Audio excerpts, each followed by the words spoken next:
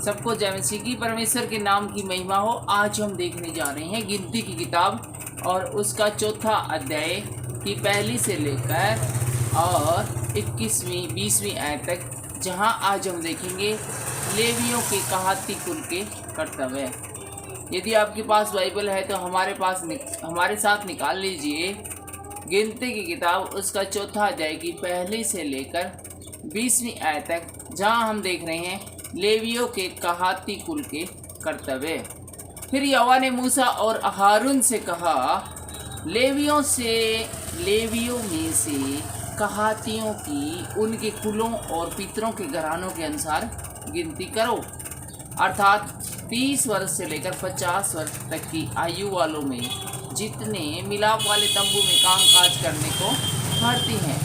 और मिलाप वाले तंबू में परम पवित्र वस्तुओं के विषय में कहातियों का यह काम होगा, अर्थात जब जब छावनी की कूच हो तब तब हारून और उसके पितर भीतर आकर बीच वाले पर्दे को उतार के उससे साक्षी पत्थर के संदूक को ढांप दे। तब वे उस पर सुइयों की खालों का आवरण डालें और उसके ऊपर संपूर्ण नीले रंग का कपड़ा डालें और संदूक में डंडों को लगाई। फिर भेंट वाली रोटी को मेज पर नीला कपड़ा बिछाकर उस पर परातों, धूप दानों, कड़छों और उंडेलने के कटोरों को रखे और नित्य की रोटी भी उसी पर हो। और 8वीं आयत हमें आगे बताती है, तब वे उन पर लाल रंग का कपड़ा बिछाकर उनको सुइयों की खालों के आवरण से ढांपे और मेज के डंडों को लगा दे। फिर वे नीले रंग का कपड़ा लेकर दीपकों, गुलतराशों और गुलदानों समेत उजियाला देने वाले दीवट को और उनके सब तेल के पात्रों को जिनसे उनकी सेवा टहल होती है ढांपे। तब वे सारे सामान समेत दीवट को सुइयों की खालों के आवरण के भीतर रखकर डंडे पर धर दें। और 11वीं आयत कहती है, फिर वे सोने की वेदी पर एक नीला कपड़ा बिछाकर उसको सुइयों की खालों के आवरण से ढांपें और उसके डंडों को लगा दे।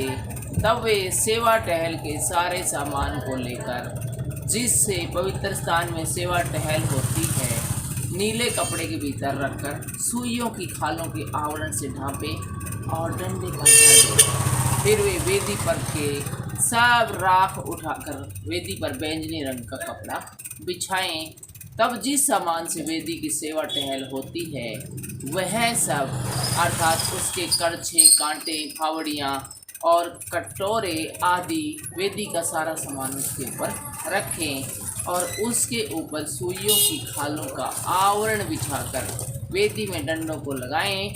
और जब हारून और उसके पुत्र छावनी के कूच के समय पवित्र स्थान और उसके सारे सामान को ढांप चुके, तब उसके बाद कहाती उसके उठाने के लिए आए, पर किसी पवित्र वस्तु को न छुएं, ऐसा ना हो कि मर जाएं। कहातियों के उठाने के लिए मिलाप वाले तंबू की यही वस्तुएं हैं।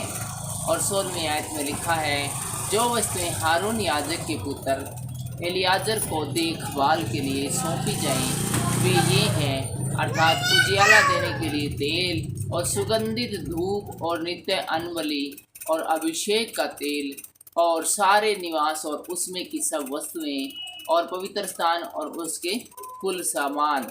और 17वीं आयत में लिखा है, फिर यहोवा ने मूसा और हारून से कहा, कहातियों के कुलों के गोत्रियों को लेवियों में से नष्ट न होने देना। उनके साथ ऐसा करो कि जब वे परम पवित्र वस्तुओं के समीप आए तब न मरे परंतु जीवित रहे, अर्थात हारून और उसके पुत्र भीतर आकर एक एक के लिए उसकी सेवकाई और उसका भाग ठहरा दे। और वे पवित्र वस्तुओं को देखने को क्षण भर के लिए भी भीतर आने न पाए, कहीं ऐसा ना हो कि मर जाएं। तो आज हमने लेवियों के कहाती कुल के क्या क्या कर्तव्य है इनको संक्षेप में देखा है। अगले वीडियो में हम देखेंगे लेवियों के गर्शोनी कुल के कर्तव्य। लेकिन फिलहाल इतना ही। परमेश्वर आज के इन वचनों की तरह मुझे और आपको बहुत सारी आशीष दे, बरकत दे। सबको जय मसीह की जय हिंद।